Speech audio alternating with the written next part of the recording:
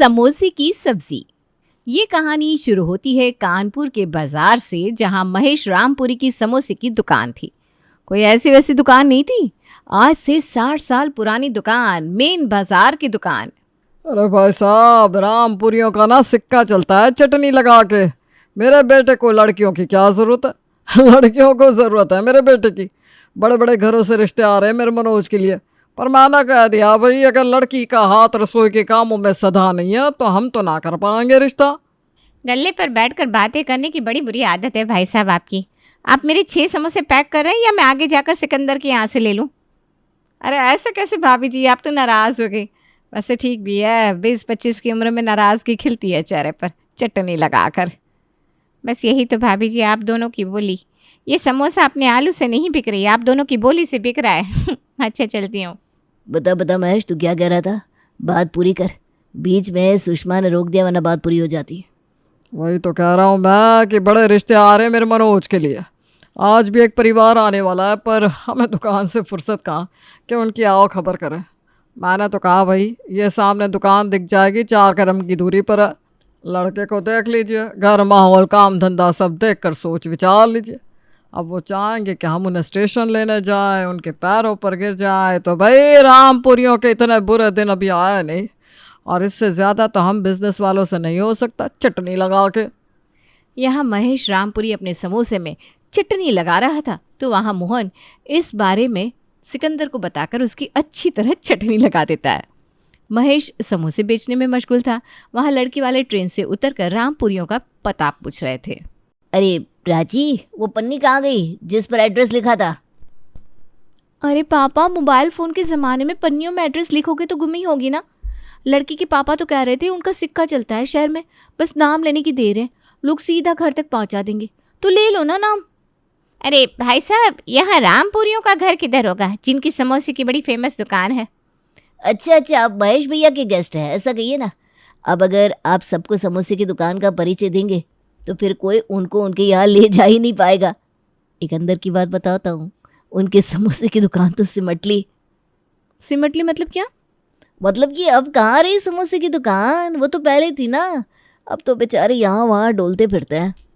क्या? पर उन्होंने तो कहा था कि उनका समोसा बड़ा बिकता है, किसी से भी बस नाम लेने की देरी है वो उनका एड्रेस बता देगा। सभी उनके समोसे खा खा कर बड़े हुए हैं और पता नहीं क्या क्या कह रहे थे।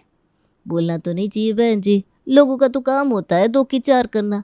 वो अलग बात है कि भैया यहाँ 2 की 8 कर रहे थे। अब जवान बेटी की शादी नहीं हो रही तो थोड़ी थूक पॉलिश कर रहे हैं बस। चलिए जी, बेकार में टाइम खोटी हो गया। आपकी इन समोसे वालों के चक्कर में रेस्टोरेंट वालों से मिलना नहीं हो पाया। ट्रेन से जितनी जल्दबाजी में प्राची का परिवार उतरा था, उतनी ही तेजी से वापस ट्रेन में बैठकर वापस चला जाता है।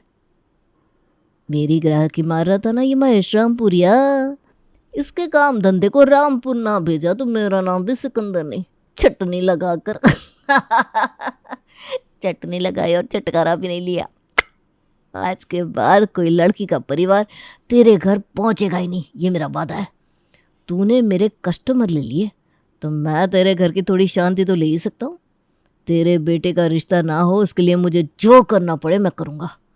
जब उम्र निकलने लगेगी पर शादी नहीं होगी, तब मनोज खुद ही चिड़चिड़ा हो जाएगा, और वो चिड़न निकलेगी अपने बाप पर, और बाप बेटी की लड़ाई में दुकान हो जाएगी चौपट, और सारे ग्राहक फिर से सिकंदर समोसे वाले की दुकान पर आना शुरू कर देंगे।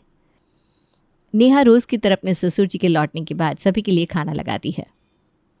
आज तो बड़े मन से खाना बनाया आपकी बहू ने पापा, ज़रा चेक कर बताइए कैसा है।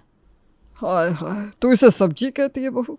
एक बार दुकान जाकर बैठ, समझ में आएगा स्वाद क्या होता है। लोगों को जब पता चलेगा कि महेश की बहू ऐसी सब्जी बनाती है तो बड़ी बदनामी होगी मेरी चटनी लगा के। दिन का यही वक्त होता है जो मेरे मूड का सत्यानाश कर सकता है, वरना दुकान में किस चीज़ की कमी है मुझे? आज फिर से सब्जी अच्छी नहीं बनी पापा, पर आज तो मैंने भी देखा है शाम से लगी पड़ी थी नेहा। सिर्फ लगे होने से नहीं होता, हाथ में स्वाद होना चाहिए, जैसे कि मेरे समोसे में होता है चटनी लगाकर। अरे शकुंतला जी, समोसा की याद आ गई, हाय मेरे समोसे। वो तो है कि ज़िंदगी में गलती बस हमारी बहू चुनने में हो गई, वरना अगर वही स्वाद घर पर मिल जाता ना, फिर तो ज़िंदगी के मज़े थे। बहू को कैसे पता हो समोसे का स्वाद? जब उसका पति खुद ही दुकान पर नहीं आना चाहता। कितना कमा ले रहा है ऑफिस में तू? सिर्फ 17,000 रुपये। उससे ज़्यादा तो मैं अपने हलवाई को देता हूँ सिर्फ समोसे छानने के। घर की छोटी मोटी दिक्कतें ही इंसान को परेशान करती है। शकुंतला जी, ये बच्चे ही ज़रा उल्टे दिमाग के निकल गए, वरना माता लक्ष्मी की कृपा मुझ पर भरपूर रही है चटनी लगाकर। आप चटनी टेस्ट कीजिए ना पापा जी, इमली की चटनी है, बड़ी स्वादिष्ट है, मैंने खा कर देखी है। लोगों को चटनी खिलाने वाला तेरी चटनी क्या खाएगा बहू चटनी लगाकर?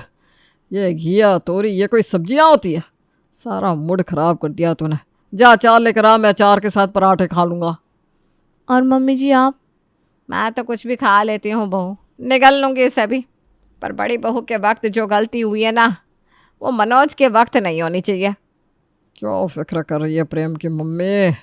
प्रेम के वक्त हमारी दुकान के कंपटीशन में कई दुकानें थी, तब हालात अलग थे। अब मैंने सारे दुकान वालों की छुट्टी करवा दी है। नागपुर के बाज़ार में जिसे समोसा खाना होगा उसे महेश रामपुरी की दुकान ही आना होगा। अब आप ही बताइए, इतनी चलती दुकान वालों के घर के लड़की को कौन अपनी बीवी देना नहीं चाहेगा? तो अपने भाई वाली गलती मत करियो मनोज। यहाँ वहाँ नौकरी ढूंढता फिरेगा ना तो लड़की तो पक्का नहीं मिलेगी। तो दुकान आना शुरू कर दे, 4 लोगों की नज़र में आ जाएगा। वो ज़माना गया पापा जी, आजकल लोग लड़की की काबिलियत देखकर लड़की देते हैं, उनके ससुराल को देखकर नहीं। फिर तेरे परिवार वालों ने क्या देख कर भेज दिया तुझे यहाँ बहू? ये घर आज समोसे के कारण खड़ा है। ये डाइनिंग टेबल, ये तेरा साज श्रृंगार, ये तेरी सास की इतनी सुंदर साड़ी, ये तेरे हाथों के सोनों के कंगन, ये सब मेरे समोसे से है। चलिए शकुंतला जी, ये बच्चे क्या समझेंगे चटनी लगाकर। अगली सुबह नेहा जब अपने कमरे से उठकर बाहर आती है तो वो देखती है उसके सास ससुर पहले से ही उठकर आपस में बातें कर रहे हैं। आप इतनी जल्दी उठ गए पापा जी? मैं भी आपके लिए चाय लेकर आती हूँ। हम क्या उठे बहू, समोसे ने उठा दिया। आज समोसा है तो मेरा शरीर चल रहा है, वरना न जाने महेश किन रास्तों में भटक रहा होता। समोसे का नाम आते ही ना तेरे पापा जी इमोशनल हो जाते हैं। बहू तो एक काम कर, चाय के साथ कुछ नमकीन भी बना ले, वही खाकर हम दुकान निकल जाएंगे, क्योंकि आज तो नाश्ते का वक्त नहीं है, बहुत बड़ा ऑर्डर है। जी मम्मी जी। नेहा रसोई में जाती है और अपने सास ससुर के लिए पकौड़े और चाय बनाती है। हे भगवान, लाज रख लेना, इतने अच्छे से मसाले को कढ़ाई में पकाया है, बादाम काजू किशमिश सब डाल दिया। अब उसके बाद भी पापा जी को अगर पकौड़े पसंद नहीं आए तो फिर क्या ही किया जा सकता है। चाय नाश्ता लेकर नेहा अपने ससुर जी के पास जाती है और अपनी आदत से मजबूर महेश पकौड़े खाते ही नाक मुंह सिकुड़ कर बैठ जाता है। तू इसे नमकीन कहती है बहू? ये पकौड़े मेरे समोसे के पड़तर करेंगे। तभी अपने कमरे से मनोज बाहर आता है। कितनी देर से आपके समोसे का प्रवचन चल रहा है पापा? कमरे में था मैं, ये समोसा समोसा सुनकर नींद खुल गई मेरी। दिन भर तो आप समोसे के बीच ही रहते हो। अभी भाभी ने आलू के पकौड़े बना दिया तो उसके मजे लो ना।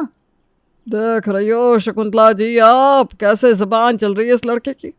अरे जिसके बारे में कह रहा है ना तू, मेरा घर चलता है उससे। समोसे है ये समोसे। बिल्कुल सही, वो समोसे आलू के पापा जी, सोने के नहीं है जो आप उन पर जान छिड़क रहे हैं। मेरे लिए वो सोने के समोसे ही है बेटा। आज वो समोसा है तो तेरा बाप तेरे सामने खड़ा है। समोसा है तो मैं हूँ, समोसा है तो ये घर है, समोसा है तो रसोई में राशन है, और इन पकौड़ों को बनाने के लिए बेसन भी मेरे समोसे के पैसे से ही आए हैं। तो समोसे के खिलाफ तो मैं एक शब्द नहीं सुनूंगा। शकुंतला जी देख रही हैं आप कैसी उल्टी ज़बान लड़ा रहा है ये लड़का। कोई ज़रूरत नहीं तुझे मेरी दुकान पर आने की। अरे ये तो बच्चा है, आप भी क्या, शादी विवाह की बात आगे बढ़ानी है ना।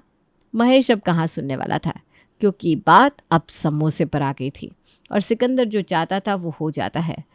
महेश किसी से भी अगर शादी की बात चलाता तो इसके पहले कि वो लोग महेश के घर पहुंचे, सिकंदर रास्ते में उनके कान भर देता। और ऐसे करते करते 3 साल पार हो जाते हैं और मनोज के टकले से बाल भी गायब होने लगते हैं। ज़िंदगी भर समोसा समोसा करते रह गए पापा जी। आपकी समोसे के पीछे एक लड़की देने को राज़ी नहीं है कोई इस घर में। मैं तो कहती हूँ देवर जी, किसी गरीब घर की लड़की को उठाकर ले आइए, क्योंकि अच्छे घर की आएगी तो वैसे भी पापा जी की बोली सुनकर 2 दिन में चलती बनेगी। अब ठीक कह रही है भाभी, पापा को तो सिर्फ समोसा ही दिखता है, ना बेटा ना फ्यूचर। और मनोज जाकर एक गरीब रेड़ी वाले की बेटी के साथ मंदिर में शादी कर उसे अपनी बीवी बनाकर घर ले आता है। अगली सुबह पहली रसोई के लिए नैन्सी रसोई में जाती है। ये पूरी, छोले, हलवा बनाने का कोई फ़ायदा नहीं नैन्सी। तुम रसोई में काम करते करते अपना खून, पानी, पसीना भी खाना बनाने में झोंक दोगी ना, फिर भी तुम्हारे सास ससुर को ये खाना पसंद नहीं आएगा, क्योंकि पापा जी को एक ही चीज़ पसंद है, उनके समोसे। तो फिर आपने समोसे की सब्जी क्यों नहीं बनाकर खिला दी उन्हें भाभी? समोसे की कौन सी सब्जी होती है भाई? नहीं होती तो बना देंगी। यहाँ आने के पहले मुझे पता नहीं था कि इस घर में इतने ड्रामा है, पर अब जब पता है तो कुछ ट्राई तो कर ही सकती हूँ। नैन्सी ये बात अपनी जेठानी को कह रही होती है, तभी मनोज रसोई में आता है। देखो नैन्सी, तुम कुछ भी बनाओ, पापा तारीफ नहीं करेंगे, फिर उनकी बात को दिल से मत लगाना।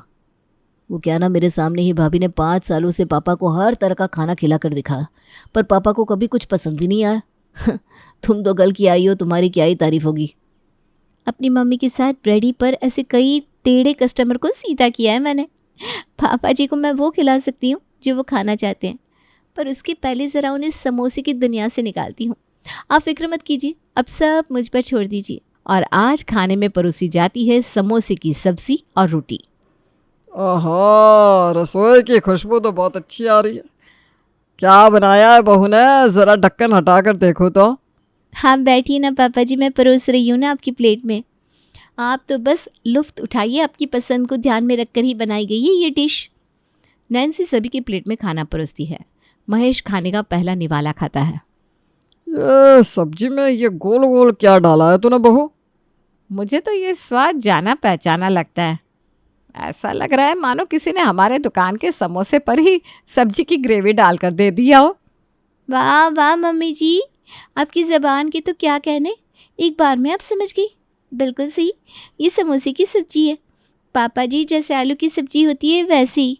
मैंने इनसे कहकर अपनी दुकान से 6-7 समोसे मंगा लिए थे, फिर समोसे को छोटे छोटे टुकड़ों में काट दिया, और जैसे आलू की सब्जी बनती है वैसे ही समोसे टमाटर की सब्जी बना दी। अपनी बहू की बात सुनकर महेश का सर चकरा जाता है। इस बात पर खुश हूँ या रोऊं कि बहू ऐसी आ गई है जो समोसे की सब्जी बना रही है? पर इस पे गलत क्या है पापा?